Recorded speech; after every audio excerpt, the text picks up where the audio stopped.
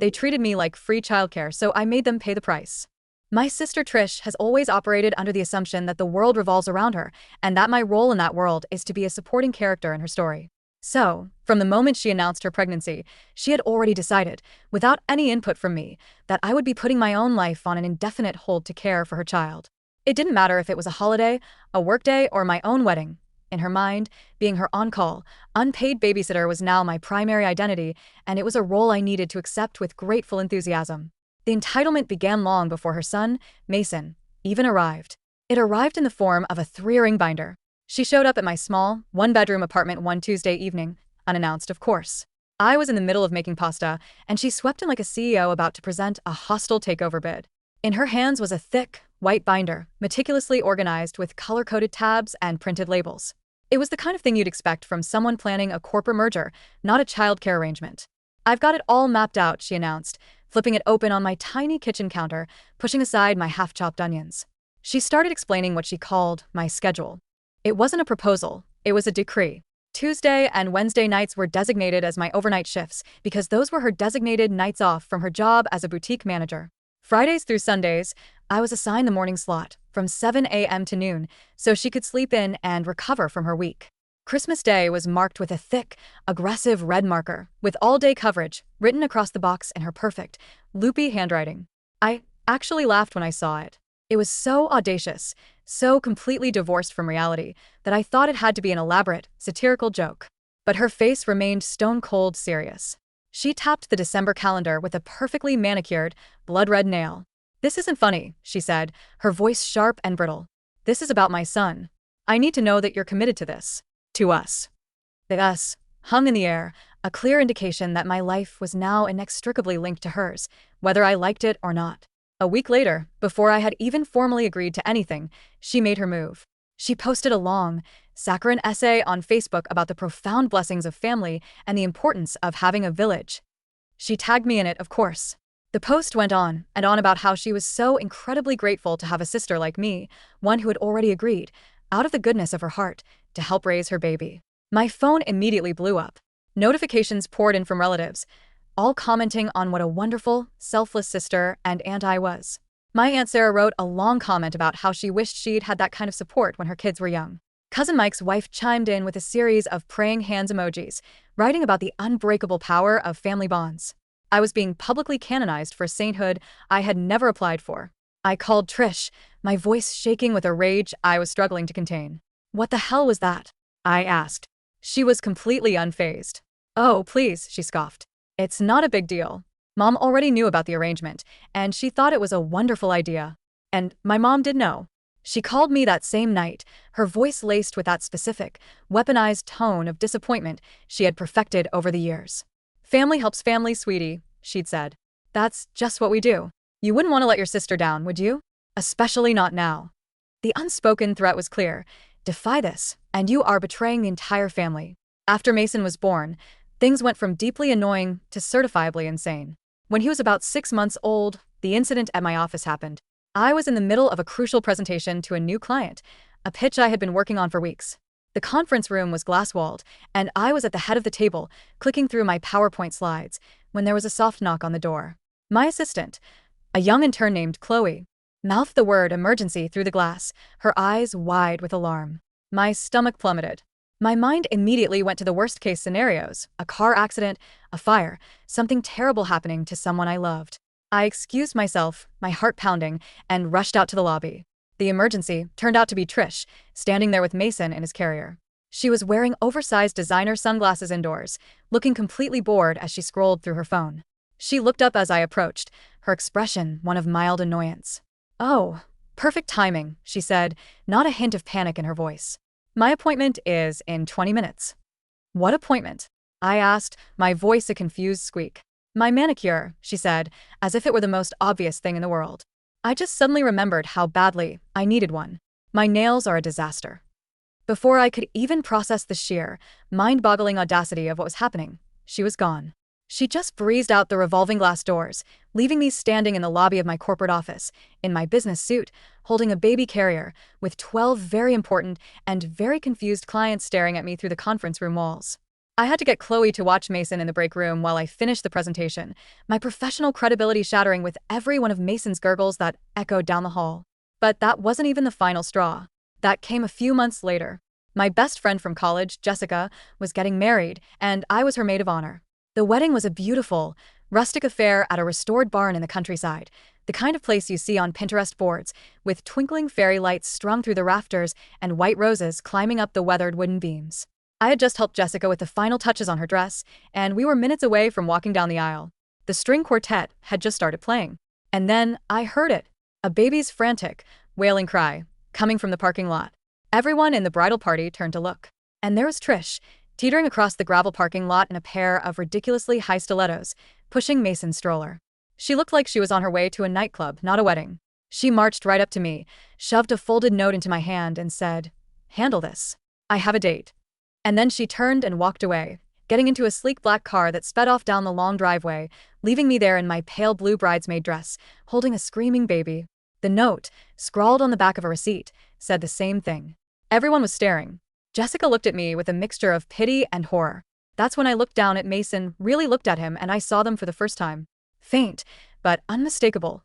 Finger-shaped bruises ringing his tiny arms. Little purple and yellow marks on his soft, pale forearms. A cold dread washed over me, a dread that had nothing to do with my ruined duties as a maid of honor. I spent the entirety of Jessica's wedding ceremony in the venue's cold, sterile bathroom, trying to comfort a hysterical Mason. The acoustics of the tiled room made his cries echo, a heartbreaking soundtrack that mingled with the muffled sounds of my best friend exchanging her vows, just on the other side of the door. As if my sister's behavior wasn't enough, my mother was practically her clone, just a generation older. She started using her spare key to my apartment, a key I never remembered giving her, to let herself in and drop Mason off without any warning. I'd come home from a long day at work to find her on my couch, watching daytime television, with Mason and his playpen in the middle of my living room. The second she saw me walk through the door, she'd gather her purse and stand up. "Oh, good, you're home. I have my book club in an hour," she'd announce, and then she'd be gone, leaving me with a baby and a mess. She never asked if it was convenient. She never gave me money for the formula and diapers I was now constantly having to buy. The worst part was seeing the evidence of neglect on Mason himself. He would flinch whenever someone moved too quickly or raised their voice. He was always hungry, his clothes were more often dirty than clean, and he had a persistent, angry diaper rash that never seemed to fully heal. This wasn't just a case of an overwhelmed new mother. This was something darker. Everything finally came to a head when I announced my trip to Germany. My fiancé, Klaus, had proposed 8 months earlier during his last visit. He had gotten down on one knee in the middle of a bustling Christmas market in his hometown, the snow falling softly around us. The long distance was brutal, and we hadn't seen each other in person since that magical night. I had saved every single penny for this trip, working overtime, skipping lunches, and saying no to everything else for months. I told my family the news at our monthly Sunday dinner. The response from Trish was immediate and breathtakingly selfish. She pulled out her phone, a sly, triumphant smile on her face. "Oh, what a coincidence," she said, her voice dripping with fake surprise. "I just booked a girls' trip to Cancun for those exact same dates. I guess you'll have to reschedule your little trip, since I've already put a non-refundable deposit down." She flashed the confirmation email on her phone screen to everyone at the table, like it was a clever checkmate in a game only she was playing. My mother nodded in solemn agreement. "Family comes first," she said, looking at me with that familiar, disappointed expression. "You can see Klaus anytime. Trish needs you." They started planning out my babysitting schedule right there at the dinner table, discussing it over pot roast, as if I wasn't even in the room. I remember the fork in my hand was shaking with rage. I set it down on my plate with a clatter that made everyone stop talking and look at me. And for the first time in my entire life, I said no. "No," I said, my voice quiet but firm. "I am not watching Mason. I am going to Germany to see my fiancé. I have my own life to live." The shock on their faces was almost comical, but it was quickly replaced by a look that passed between them, a shared, conspiratorial glance that should have been my warning. They acquiesced far too easily. "Okay," Trish said with a shrug. "That's fine. We'll find someone else." I didn't hear from either of them for the entire week leading up to my flight. And then, on the morning I was supposed to leave, my world exploded. I was jolted awake at 4:47 a.m. by the sound of blood-curdling screams coming from right outside my apartment door. I sat bolt upright in bed, my heart pounding in my chest, convinced someone was being murdered in the hallway. I grabbed my phone, my thumb hovering over the 911 button, and crept out of my bedroom. I tiptoed to the front door, my pajamas offering little protection against the imagined horrors on the other side. My door had a small, old-fashioned letter slot, and my hands shaking, I lifted the metal flap and peered through. What I saw wasn't a murderer. It was Mason. He was sitting alone on my cold, concrete doorstep, wearing nothing but a thin t-shirt and a diaper in the biting January air. The dim porch light illuminated his tear-streaked face and the little puffs of vapor his frantic cries made in the freezing air. I threw the door open. Taped to the front of his shirt was a note, written in Trish's familiar handwriting. "Thanks for watching him. XOXO." I was in shock. I scooped him up, his little body ice-cold to the touch, his lips tinged with a terrifying shade of blue. I wrapped him in the warmest blanket I could find and held him close, trying to soothe his hysterical sobs with one arm while I used the other to call Klaus. He already knew the whole twisted saga with Trish, having listened to me vent and cry over the phone for countless hours. When I told him, through my own tears, what had just happened, he didn't hesitate. "I'm booking the next flight," he said, his voice a calm, steady anchor in my sea of panic. Within minutes, a confirmation email for flight from Berlin to my city landed in my inbox. And that's when I got to work. My first call after Klaus was to the police. I then checked the small security camera I had installed outside my front door a few months prior. The footage was clear and damning. It showed Trish's car pulling up at 4:31 a.m. It showed her getting out, carrying Mason, placing him on the doorstep, and then running back to her car without so much as a single knock. Her face was perfectly, clearly visible in the camera's night vision. She had left her infant son outside, in nothing but a t-shirt, in the middle of a January night, without even knowing for certain if anyone was home. My phone's weather app showed that the temperature at that time was 28 degrees Fahrenheit. The police and a social worker from Child Protective Services arrived within minutes. The CPS worker, a woman named Rebecca, took one look at the fading bruises on Mason's arms, watched the security footage on my laptop, and immediately made a call for an emergency removal. They took Mason away that morning, wrapped in a sterile CPS blanket, his little hand reaching out for me as they carried him to their car. The most chilling part? Trish texted me from the airport just as she was boarding her flight to Cancun. "Hey, just landed in Mexico. How's my little guy doing?" I bluffed, my fingers numb as I typed. "He's fine. "Have a good trip." She replied with a single thumbs-up emoji. For the entire 2 weeks she was on her vacation, I didn't hear from her again. Not a single text, not a single call to check on her son. And when she came back, tanned and rested, she waited another 2 full days before she even bothered to come and get him. She showed up at my door looking like she'd just stepped out of a magazine, wearing a new, expensive-looking sundress. "Okay, I'm back," she announced, breezing past me into my apartment. "Where's Mason?" I looked her dead in the eye. "CPS has him," I said. The look on her face shifted from casual entitlement to pure, unadulterated fury in a split second. She started screaming. That I had no right. That I had ruined her life. That family doesn't do this to family. Her voice cracked on the last word, the sound filled not with sadness, but with the rage of being thwarted. My mom showed up 20 minutes later, having clearly broken every speed limit to get there. She burst in, already yelling about how I had betrayed our family, how I could do this to my own sister. I calmly opened my laptop and played the security footage for both of them. My mom went quiet for about 10 seconds, her face pale. Then, the excuses started. Trish was just stressed. She was a single mother. She just needed a break. I couldn't believe what I was hearing. I texted Rebecca, the CPS worker, while they were still ranting. She said she would send someone over immediately and instructed me not to let them leave with any of Mason's things I still had. When Trish tried to push past me to grab the diaper bag I'd kept, I blocked her path. She shoved me hard. I stumbled backward, my head cracking against a sharp corner of my coffee table. The world went fuzzy for a second, black spots dancing in my vision. When my head cleared, Klaus was there. He had just arrived from the airport, walking in on the chaotic scene. He saw Trish push me. He helped me up and then positioned himself between me and my family, a solid, protective wall. He told them, in a low, dangerous voice, to leave immediately, or he would call the police. His German accent was always thicker when he was angry, and I had never seen him this furious. My mom tried to use her guilt trip tactics on him, but he just pulled out his phone and started dialing. They left, but not before Trish screamed that this wasn't over, that she'd get her son back and make me pay for what I'd done. The door slammed so hard that a picture on my wall fell, and the glass shattered. The next few days were a special kind of hell. Trish and my mom began a relentless campaign of harassment. They tag-teamed me with constant calls and texts. When I blocked their numbers, they started using other people's phones. My Aunt Linda called, crying, begging me to reconsider, saying I was tearing the family apart. My Uncle Pete left a series of increasingly menacing voicemails, telling me I needed to fix this. I came home one day to find fresh scratches around the keyhole of my apartment door.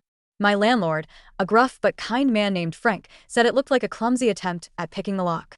I installed a doorbell camera, which then captured footage of Trish lurking around my building at 3 a.m., just pacing and staring up at my window. The CPS investigation moved quickly. Rebecca interviewed me formally and I told her everything.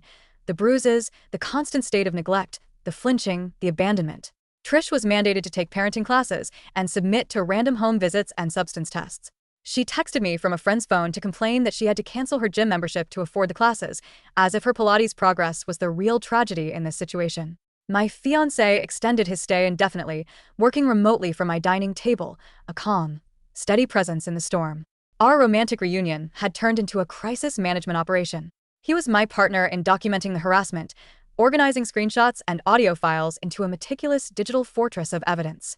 2 weeks after CPS took Mason, Rebecca called with news that changed everything. Trish had failed her first mandated substance test.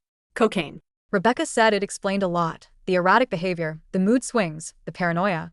Mason was being placed with a long-term foster family while the investigation deepened.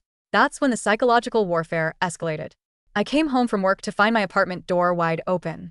Nothing was stolen, but everything had been subtly, unnervingly disturbed. The pictures on my walls were turned to face them. The cushions on my couch were flipped over.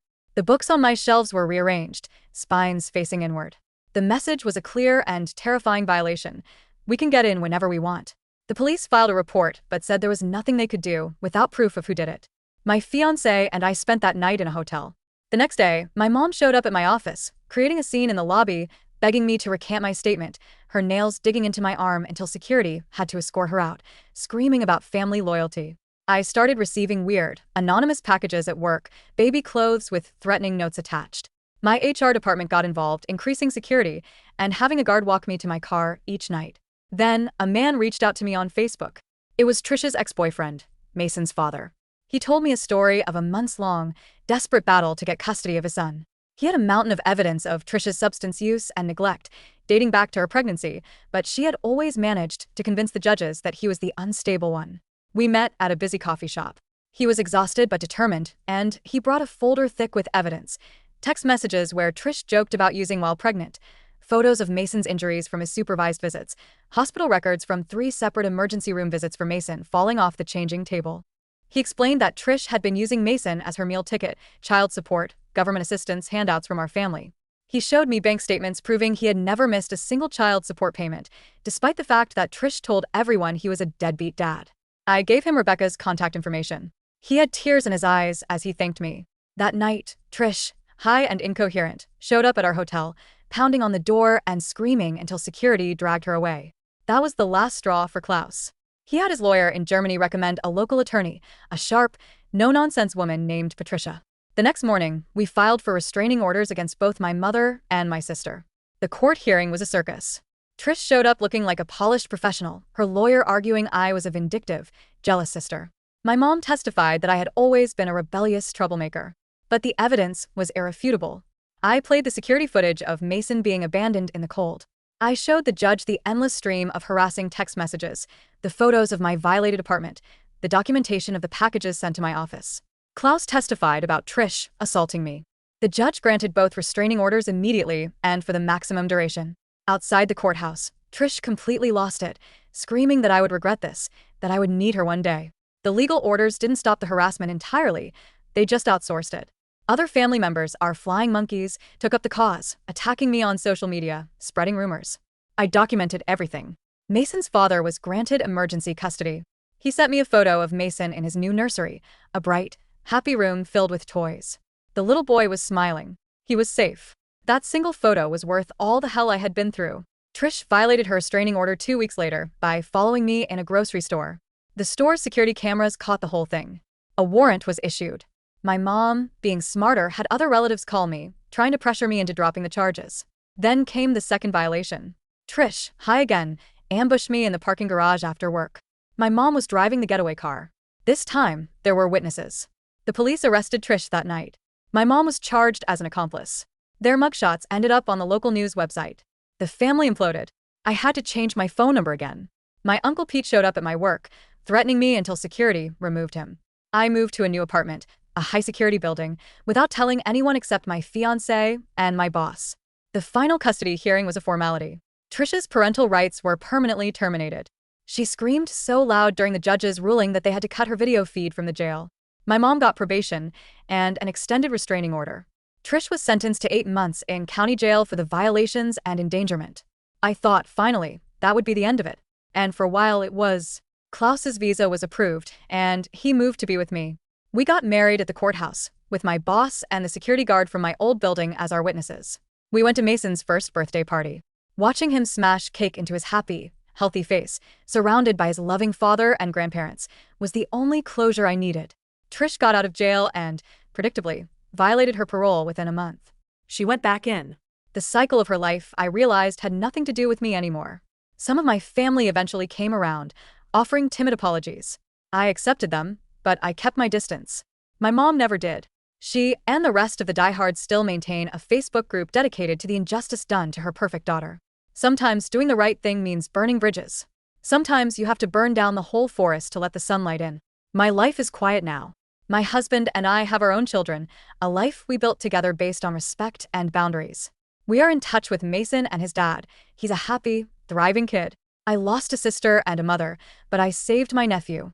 And in the process, I saved myself. And that's a trade I would make again, in a heartbeat.